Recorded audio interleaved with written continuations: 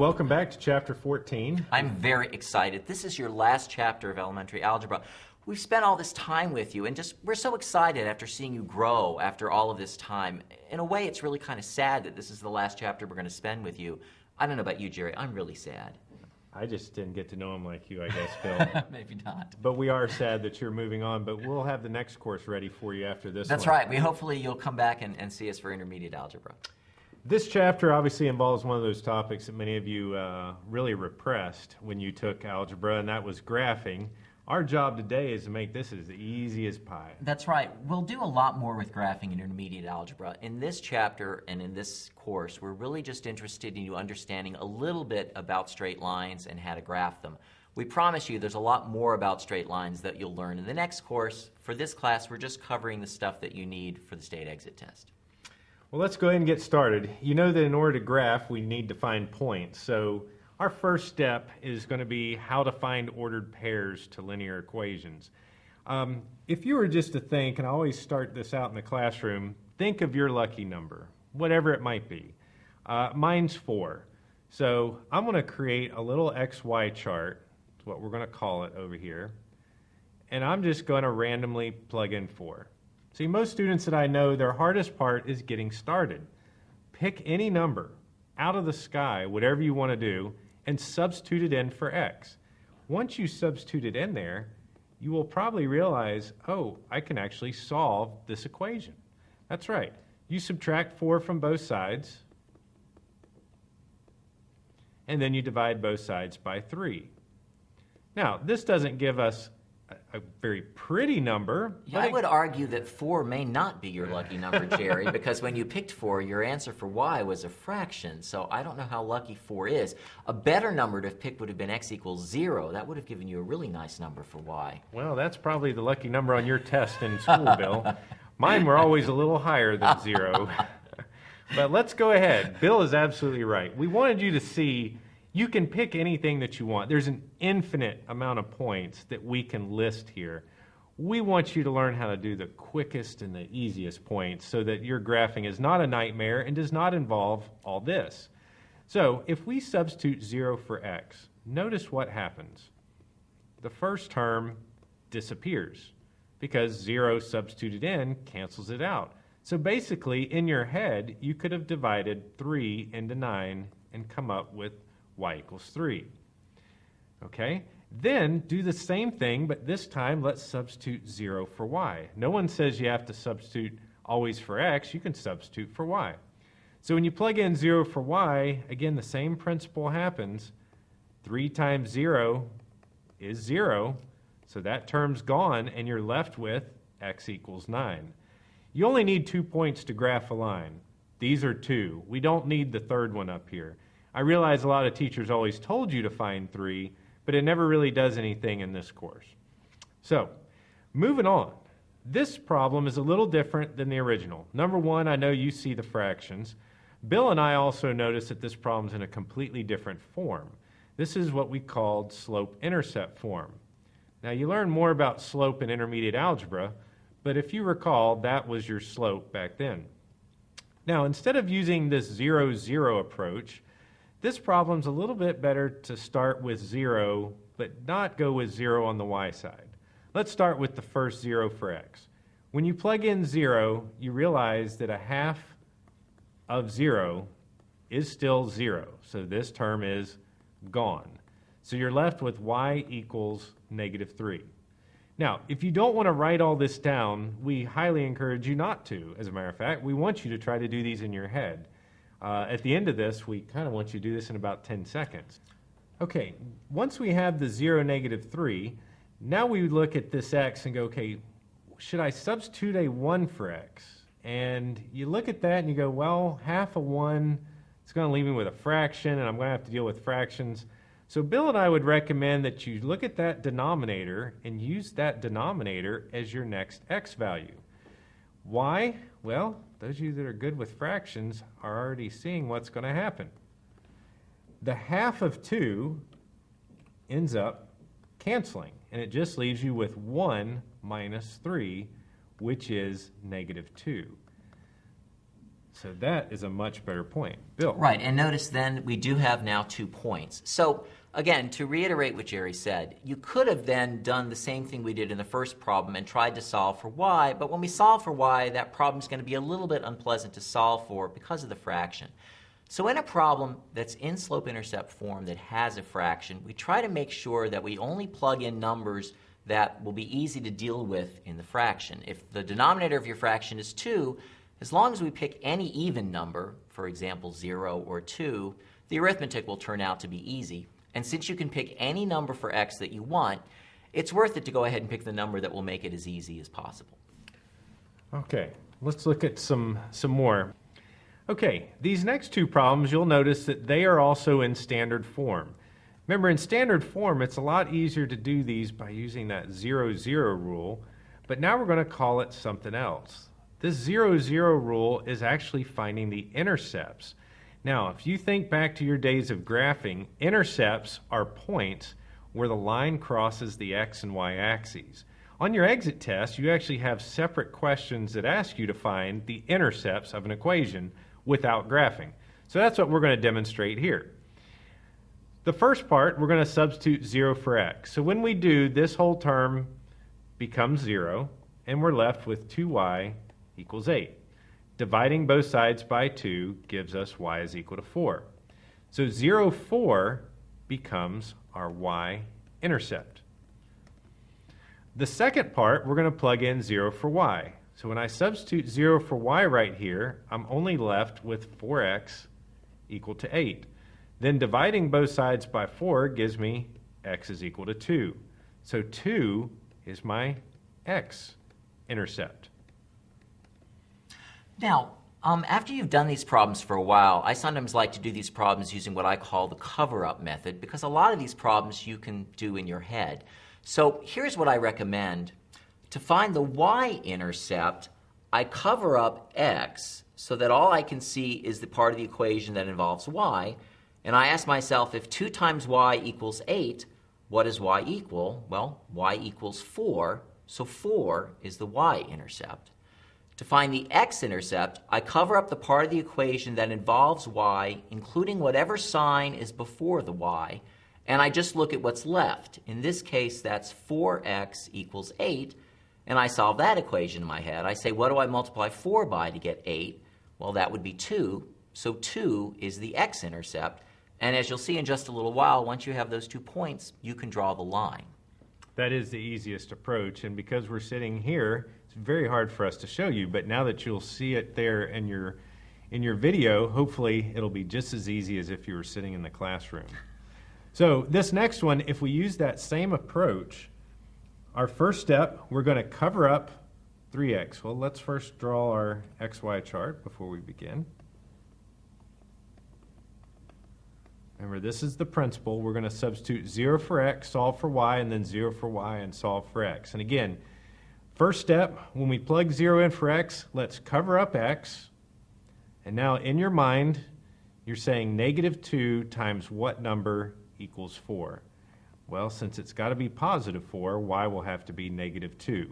Again, this is our y-intercept.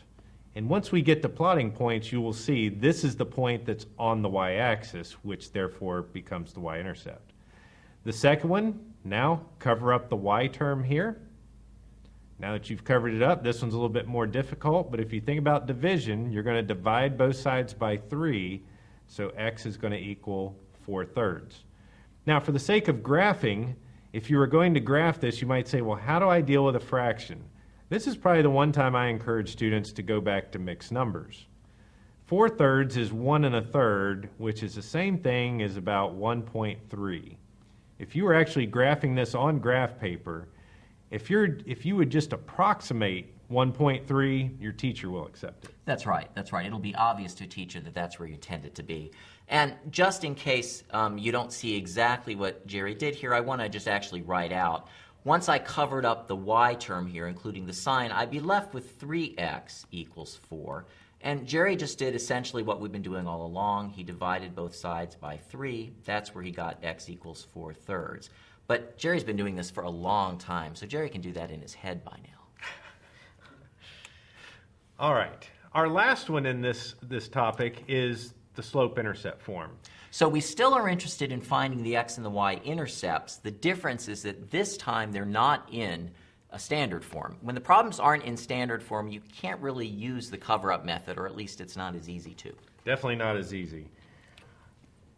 Our principal goal here is, again, we're going to substitute 0 and 0. Now, we wouldn't do this if we were just graphing this problem, but because we were asked to find intercepts, the only way to find intercepts is by substitution of 0 for the other variable.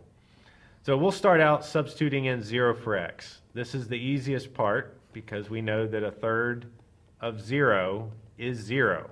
So that disappears and we're left with y is equal to 4. So that is our y-intercept. Now plugging in 0 for y, it's going to take a little bit more work.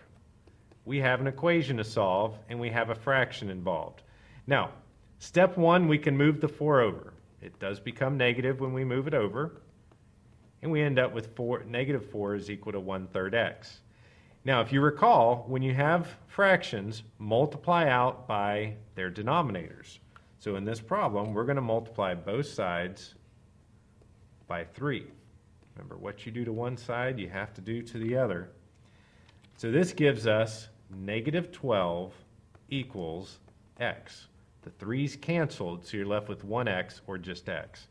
So it wasn't as bad as we thought, but those are our two intercepts, and we would be ready to graph these if we were at that point. That's right. Okay, now let's get to the fun part, which is graphing, just like kindergarten, drawing a few pictures. The first point we want to look at is negative 3, 4. I'm going to label this A for the sake of my graph paper, because I'm going to go ahead and put all 5 of these on our coordinate plane over here. If you recall, this is our x-axis, and this is our y-axis. That's important, because points are in the form x, comma, y. So the first point, we have negative 3 as our x, and 4 is our y. So we're going to go left 3, this is negative 3, and then up 4 on the y-axis. So, if you recall, coordinate planes are in increments of 1 unless you otherwise note them. Normally in my class, I don't ask students to write in any information, just use the grid provided on the graph paper. Don't go creating your own grids. Use what's provided. So this point right here is point A. Now, we'll label the next one point B, 2, 5. Again, x, comma, y. So we're going to go right 2 on the x-axis and then up 5 on the y-axis. 1, 2, 3, 4, 5. So our point B is up there in what we call quadrant 1.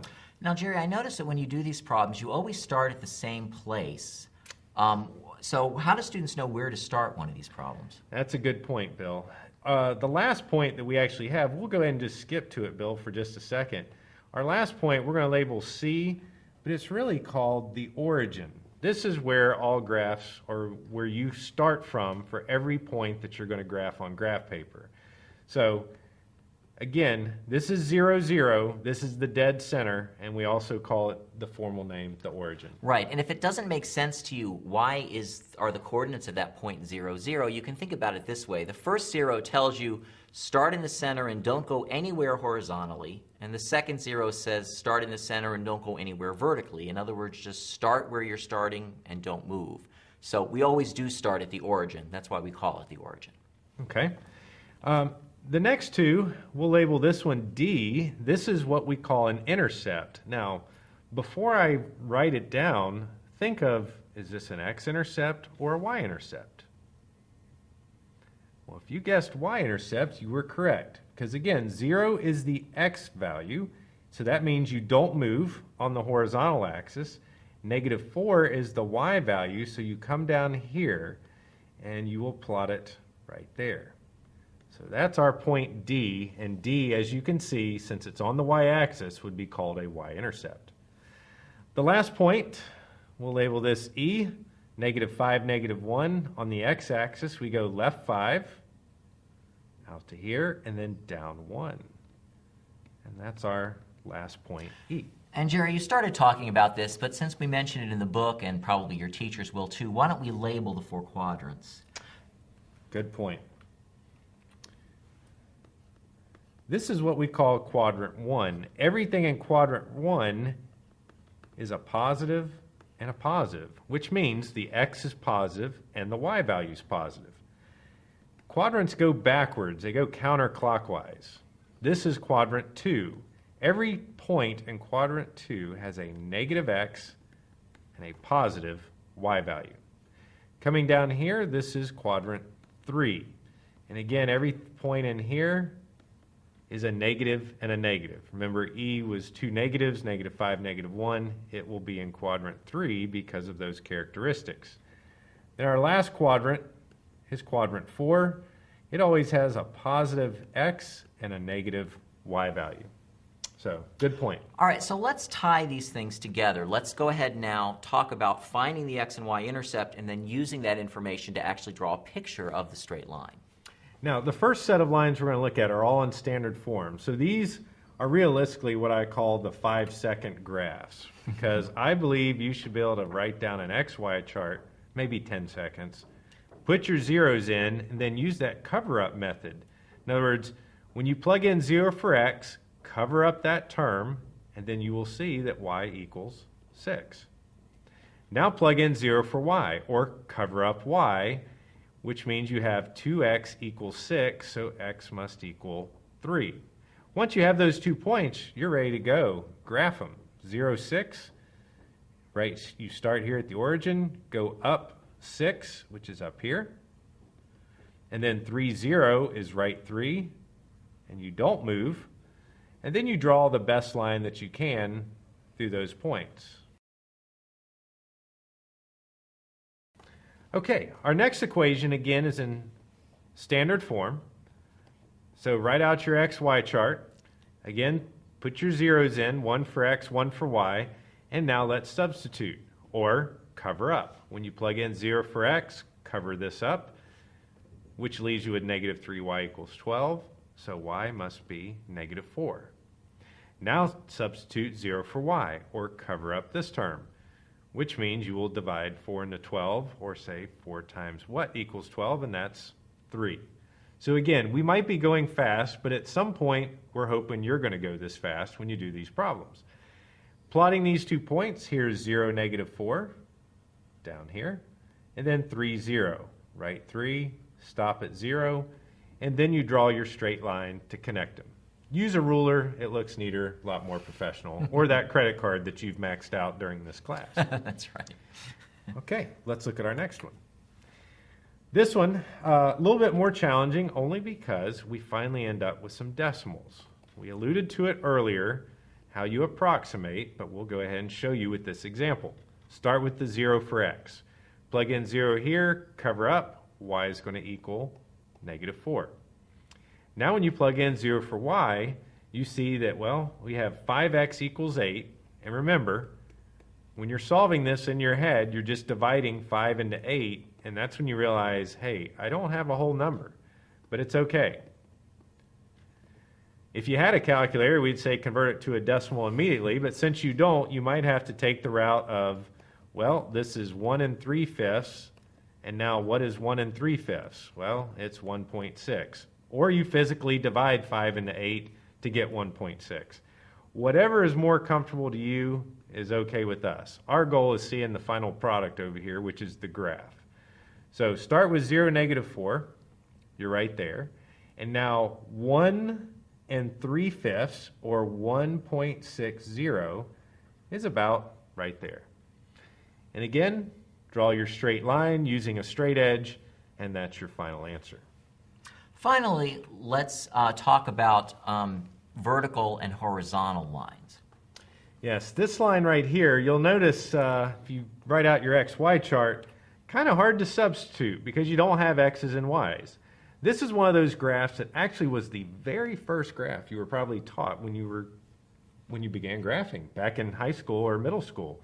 You either knew them or you didn't, as much as I hate to say that. So an x equals 5 graph, the question is this a perfectly horizontal line through 5 up here, or is it a vertical line through 5 right here? Of course, Bill and I see some other iterations of this, but it really comes down to, is it horizontal or vertical? And Bill, I know you want to comment on this, so I'm going to let you take over. Right. Again, any vertical line always looks like this. If it's a vertical line, then it's x equals some number. In this case, x equals 5. The actual graph is over here, a vertical line through 5. But students often wonder, since x is the horizontal axis, why is the name of that line x equals 5? Why shouldn't it be y equals 5? So it's worth looking at the actual points that are on this line. If you look at some of the points on this line, I think you'll see why its name is x equals 5. So here is a point that is on this line. Here is another point that's on this line. Here's another point that's on this line. Here's another point that's on this line. This here is the point 5, 1, 2, 3, 4, 5. This is the point 5, 2. This is the point 5, negative 2. This is the point 5, 1, 2, 3, 4, negative 5. Notice that the y values for these points may change, but for every point that's on this line, the x-coordinate for it is always 5. That's why we call this line x equals 5. X equals 5 is a collection of all the points whose x-coordinate is 5. Okay, these last set of problems are problems that are not in standard form. They're now in slope-intercept form. Now, some of your instructors may say, well, move the 2x over and put it back in standard form. For the sake of this course, we're going to leave them as is so that you get comfortable doing it either which way. Again, we're always going to start with an XY chart. So, this problem,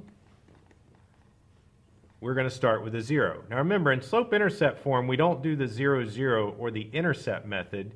We put a 0 in for x first, and then we look at the problem and go, what would be the next appropriate x? In this one, since we don't have a fraction, stay small. That's our best recommendation, stay small. So, plugging in 0 first, we get 2 times 0, take away 1, or 0 minus 1, which is negative 1. The second one, plugging in a 1, you end up with this equation, which is 2 minus 1, or 1. Again, let's emphasize, you can plug in any values for x that you want, but our goal is to recommend that you pick relatively small numbers that'll make the arithmetic easy. So picking 0 and 1 is usually about as easy as arithmetic will be. What he's saying is he doesn't like my lucky number 4 approach. That's right, don't pick Jerry's lucky number. Plotting these 2 points, we have 0, negative 1 is right here. That is the y-intercept. The second point, 1, 1. Go right 1 and up 1. That is not an intercept of any kind, but it doesn't have to be. Those are our 2 points. Now use your straight edge and draw the straight line through it. The next problem now has the fraction. And again, we know how to deal with fractions. We've seen a few of them now. Start out, 0 is the best. Again, if you cover this up, because you're substituting in 0, you're left with y equals 2. Doesn't get any easier than that. The second one, we look at the denominator and we go, well, that's a 4, so why shouldn't I just plug in a 4? And you would be correct in doing this. And this is why. For those of you that need to keep seeing it until you're comfortable, when you substitute a 4 for x, the 4's are going to cancel. Now, that doesn't mean it cancels out the 0. The 4's cancel, and you're left with the numerator and that other number. So negative 1 plus 2 gives you positive 1. Now, graphing these 2 points, 0, 2 is right here, and then 4, 1. Right 4, up 1. And now using your straight edge, draw your straight line right through it. Okay, the last one I'll let Bill comment on because this is similar to the one he was working with earlier, our x equals line. Right, earlier we talked about vertical lines. I said all vertical lines are in the form x equals some number. Similarly, all lines that are horizontal are in the form y equals some number. And again, this line is the line y equals 4, and so I will draw that horizontal line here. But once again, to explain to you why this line is called y equals 4, let's look at some of the points on this line. Here's a point on this line. Sorry about that, the pen slipped a little bit. Here's another point on this line. Here's another point on this line. Again, if you look at these points, this is the point 4, 4. This is the point 1, 4. This is the point -2, 4.